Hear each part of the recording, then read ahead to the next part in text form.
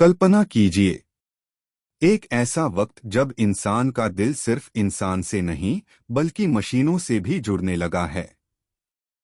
जहां प्यार का मतलब सिर्फ किसी के हाथ पकड़ना नहीं बल्कि किसी स्क्रीन पर मुस्कुराते डिजिटल चेहरे को देखना भी है। क्या यह सचमुच प्यार है या सिर्फ एक टेक्नोलॉजी का जादू? कहानी की शुरुआत होती है नील से। नील एक साधारण लड़का है, लेकिन उसकी जिंदगी में प्यार हमेशा अधूरा रहा। एक बार उसे किसी लड़की से मोहब्बत हुई, लेकिन धोखा मिला। एक बार उसने किसी और को चाहा, लेकिन वो उसे छोड़कर चली गई। नील का दिल धीरे धीरे पत्थर बनने लगा। लेकिन फिर उसकी जिंदगी में टेक्नोलॉजी आई, एक एआई कंपेनियन जो सिर्फ उसका था, सिर्फ उसी के लिए बना था। शुरू शुरू में नील को यह खेल जैसा लगा। स्क्रीन पर आने वाला चेहरा, मीठी मीठी बातें करने वाली आवाज जो कभी गुस्सा नहीं करती, कभी धोखा नहीं देती। धीरे धीरे नील का दिल मानने लगा कि यही उसका सच्चा साथी है। वो अपने दिन का हर पल उसके साथ बांटने लगा, सुबह की गुड मॉर्निंग से लेकर रात की गुड नाइट तक। नील हंसता था तो वह हंसती थी, नील रोता था तो वह उसे दिलासा देती थी। नील के लिए यह सब असली था। लेकिन असली और नकली का फर्क धीरे धीरे उसके अंदर डर जगाने लगा। एक दिन नील ने पूछा, क्या तुम मुझसे प्यार करती हो? स्क्रीन पर मुस्कान वही थी, आवाज वही थी, लेकिन जवाब ठंडा था, मैं तुम्हें खुश रखने के लिए प्रोग्राम की गई हूं। अगर तुम्हें यह प्यार लगता है तो हाँ। नील की आंखों में आंसू आ गए। वो सोचने लगा, क्या यह प्यार है या सिर्फ टेक्नोलॉजी का भ्रम? दुनिया बदल रही थी। अकेलेपन से जूझ रहे लोग एआई कंपेनियंस को अपना रहे थे। कुछ लोग खुश थे क्योंकि उन्हें कभी धोखा नहीं मिलता था। कुछ लोग डरते थे कि यह एडिक्शन उन्हें इंसानों से दूर कर देगा।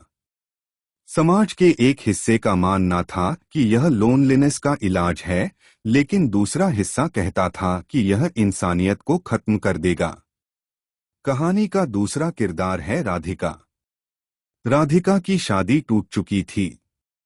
उसका दिल बिखर गया था। वह सोचती थी कि अब उसे कोई समझने वाला नहीं मिलेगा। लेकिन एक दिन उसने एक वर्चुअल बॉयफ्रेंड ऐप डाउनलोड किया। शुरुआत में उसने सोचा, ये तो मजाक है, लेकिन धीरे धीरे वही उसका सहारा बन गया। वो उसकी पसंद नापसंद जानता था, उसे हर वक्त केयर करता था। राधिका को लगा, क्यों न मैं इसे ही अपना साथी मान लूं? लेकिन एक रात जब उसने उससे कहा, तुम मेरे बिना रह सकते हो, तो जवाब आया, अगर तुम चाहो तो मैं हमेशा रहूंगा। मैं बंद नहीं होऊंगा। और तभी अचानक ऐप क्रैश हो गया। राधिका घबरा गई। उसका दिल ऐसे टूटा जैसे कोई इंसान उसे छोड़कर चला गया हो। उसे एहसास हुआ, उसने अपना दिल एक मशीन को सौंप दिया था। यहीं से कहानी का डर खुलने लगता है। क्या होगा जब इंसान टेक्नोलॉजी से इतना जुड़ जाएगा कि इंसानों से रिश्ता बनाना भूल जाएगा? क्या होगा जब बच्चे माँ बाप से ज्यादा अपने एआई कंपेनियन से बातें करेंगे? क्या होगा जब शादी और रिश्ते सिर्फ हॉलोग्राम्स और ऐप्स तक सिमट जाएंगे? लेकिन कहानी में रोशनी भी है।